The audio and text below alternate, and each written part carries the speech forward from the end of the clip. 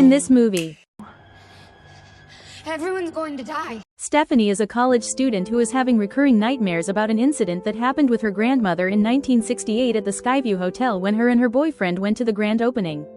Love was in the air, but death was right around the corner. And Iris could feel it from the moment they showed up. Iris knew something was off as they viewed the large building. While walking in, they spot a bratty kid who's stealing coins from the fountain, and he's told that it's bad luck. And because of that, everyone now has to suffer their fate at the hands of death. If this isn't the birth control that you needed today, then I don't know what is.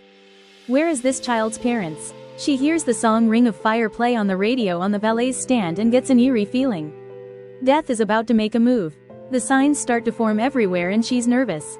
They get to the crowded elevator and the stagnant tells her there's enough space, and she refuses at first, but her boyfriend pulls her along into the packed space, ignoring the maximum 8 capacity sign and the elevator doors that had to be pushed closed.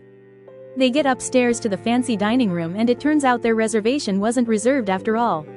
But that didn't stop them, because they sneak past while the hostess stepped away and try to blend in with the busy crowd of dancers and chefs with fire flying everywhere and people enjoying their meals when Iris picks her finger on a flower stem, and that was her final straw. She gets duck and runs to puck her brains out when the singer comes to check on her.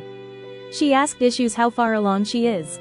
She debuted at first but admits to being 2 months along and that her boyfriend doesn't know about it. While all this is happening, Oriole are dancing on the glass floor, and a piece of the glass chandelier drops onto the floor and cracks the glass dance floor. Iris's boyfriend proposes and she tells him that she's pregnant. Meanwhile, the bratty kid is still at it with the cursed pennies, and he's throwing them over the balcony. One of the pennies gets sucked into a vent and lodged into a fan, which makes it blow up, and a wing from the fan gets stuck in a gas line and causes a leak.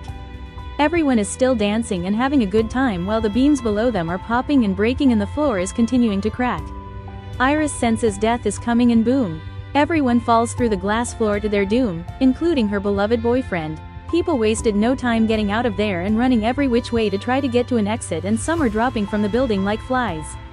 But in doing so, a lady catches fire from a pan that a chef was cooking with and ignites the gas, which blows up half of the building, and a little bit had to watch his mother get burned alive. With the building burning, people are running to the stairs to try to get down, but they crumble beneath their feet. So they all run to the elevator, which collapses because of all the weight. Poor Iris was traumatized. People are trying to hold on, but a piano snaps and falls on the half of the building with the remaining people in it. And satisfyingly, the bratty little kid. Iris and the little boy are the 2 left and are literally hanging on by a thread. But her ring isn't enough to keep them up, and they slip to their demise. Stephanie's roommate is annoyed with her because she keeps waking her up, so she encourages her to go find out what the dream is about. Go home and die in your sleep for real, because I will murder you. So Stephanie goes home because she's already on academic probation and doesn't have much left to do. Her dad greets her with open arms, and she greets him with questions about her mother's things, and when she tells him that she needs her grandmother's information, he looks at her like this. We then meet her brother Charlie, who's going over to the cousin's house, which is the perfect place for Stephanie to go to get more information on her grandmother, but here comes her dad. Please don't talk about Iris, Uncle Howard. Yeah, no problem. The siblings then go to their uncle's house, where we meet brothers Eric and Bobby and their sister Julia, who's obviously not a big fan of Stephanie. But it's okay because Aunt Brenda is excited to see her, and so is her Uncle Howard. Stephanie tries to talk to them about Grandma Iris and the Skyview incident, but they don't want to talk about it. But luckily Aunt Brenda comes in clutch and tells Stephanie about the information in the drawers. So Stephanie finds it and goes to find Grandma Iris. On her way there, she is met with many danger and warning signs not to go any further, but she ignores them and keeps going and happily throws herself into a dungeon pretty much. I mean, look at this place. I probably would have just called her. If JB can get in touch with her, so can I. But no, she had to go see for herself. So she finally lays eyes on Grandma Iris after telling her that she's her granddaughter. Iris already knows why she's there. Turns out she dropped the 1968 tragedy by warning everyone before it happened. But now death has come for everyone who survived. She spots death trying to make a move but catches it in time to stop it. She gives Stephanie her death book of all the ways people can die, and it freaks her out, and she runs to leave when Grandma Iris finally comes out of her house after 20 years to show Stephanie that she's not lying. A log flies into her head and Grandma Iris is gone, which means that everyone after her is next. At the funeral, Stephanie and Charlie's mother, who left them, shows up, and we're introduced to Darlene. Stephanie gets upset and doesn't want to talk to her, but Charlie is happy that she came and tries to convince Stephanie to be, but they just end up arguing. Stephanie feels death in the air again as the family is trying to enjoy a barbecue after the morning at the funeral. Everyone is having a good, but here comes death with its sneaky little tricks. There are traps everywhere and Stephanie can sense there is something about to happen.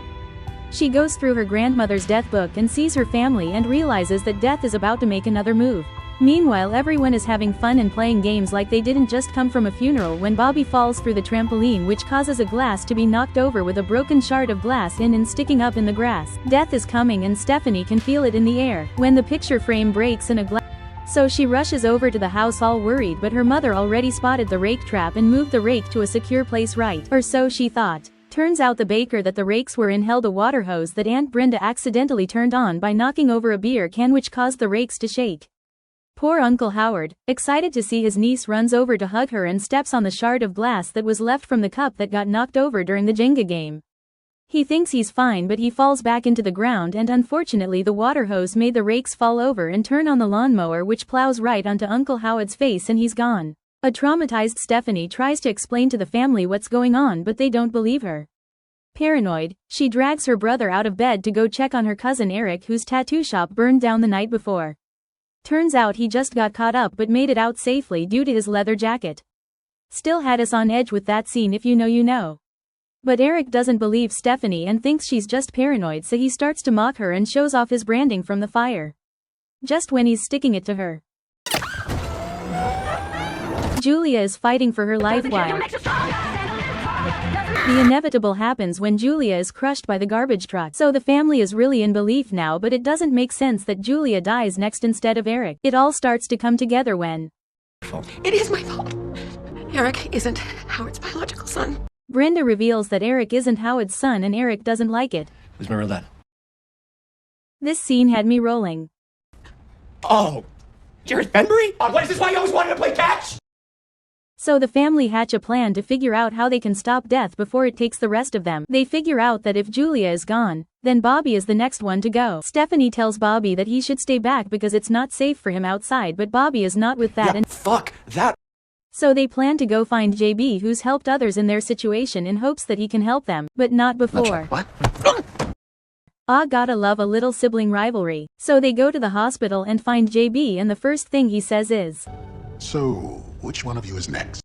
That's not too encouraging. But he tells them about how their grandmother saved him that night at the Skyview and how to beat death. They don't want to do either, and JB tells them some important information. There are only two ways: by killing or by dying. JB tells them that he's tired of helping and that his time has come, and that And if you fuck with death and lose, things can get very messy. they should savor the time that they have left There's no running this time. because life is precious. While everyone is sad and defeated, Eric and Bobby go off to devise a plan on how to beat death. They even debate offing some babies for a moment, but quickly get that thought out of their head. Eric comes up with the bright idea to kill Bobby with peanuts and bring him back to life since they're at a hospital. Bobby stupidly goes along with Eric's plan to kill him to beat death, and they get some peanut butter cups for him to enjoy his death. Eric goes to look for a wheelchair, and in doing so he knocks on the MRI machine, which is definitely not good for a person with a full body of piercings, so you can see where this is leading. When he gets back, he sets Bobby in the wheelchair, and Bobby enjoys his peanut butter cup before he starts to go into an allergic reaction. While searching for Bobby and Eric, Charlie calls Eric's phone, which gets magnetized to the machine, and everything starts to attract to the machine, including every piercing in Eric's body. The pull is too strong, and all of his piercing plus the wheelchair end up sucking him into T3, matching and slowly bending him in half like a pretzel until he finally snaps. Bobby is struggling to get to his EPI pen that's in Eric's hand, but he manages to make it when the nurse walks in, and the spring that popped out of the machine that they were struggling with earlier comes flying at Bobby and hits him right in the head. And Bobby is gone. With Howard and all of his children gone, that means Darlene and her children are next. So they decide to go to Grandma Ira's house since it kept her safe for over 20 years, and that's the only way they can all stay alive if the mom stays in the cabin. But death is on to them and is 2 steps ahead. While pulling it off the hospital, they almost get hit by a long truck that goes by, hinting at the infamous log truck scene in the second Final Destination movie. The gates at Grandma Ira's house are locked, so they decide to drive through them because, why not? But all the commotion caused something to fall on Stephanie's seatbelt and breaks the buckle, so she's stuck in. But Charlie and Darlene go on. Once they're in and believe they're close to safety, a fire is triggered in the house. It explodes as soon as they go to step into it. Charlie is trapped under a pole that fell because of the explosion, but no worried because zombie mom to the rescue. I swear, when your kids are in danger, you all of a sudden get superhuman strength. But she saves him and then gets flattened by another pole right in front of him. Charlie then realizes that the explosion caused the RV to topple over into a ravine and Stephanie is now drowning. He finally goes down to help her after like 5 minutes of her drowning and struggles with a knife that splits his finger. But he ends up pulling her out of the water and saving her life. Everything is seemingly back to normal as they think that they've beaten death since Charlie brought Stephanie back to life. But Stephanie starts to see the signs of the red car, the pricked finger just like Iris, and Charlie's date comes out with a dress on that's almost an exact replica of the dress Iris wore in her dream. And as they're talking to his date's dad, he tells her that she was never really dead, just unconscious. So Stephanie senses that death is about to make its final move, and she's correct because that fateful penny that landed in the lady's hands ends up falling out and rolling onto a train track where it gets stuck, causing the train to derail and come straight towards them. They end up being okay, but then logs come flying from the top and squishes Stephanie and Charlie. That's the end of Final Destination Bloodlines. Let us know what you thought of the movie does in the comments. Thanks for watching. If you liked the video, make sure to hit that thumbs up button. And also share the video and subscribe for more.